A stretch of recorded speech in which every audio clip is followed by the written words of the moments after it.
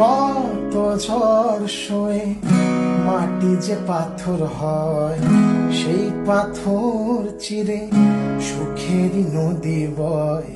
কত ঝড় সয়ে মাটি যে পাথর হয়, সেই পাথর চিরে সুখেরই নদী বয়। নদীটা দেখে সবাই, পাথর দেখে না যাকে মেনেছিলাম জীবনে তাকে দূরে রাখা যায়, ভুলে থাকা যায় না। যাকে মেনেছিলাম জীবনে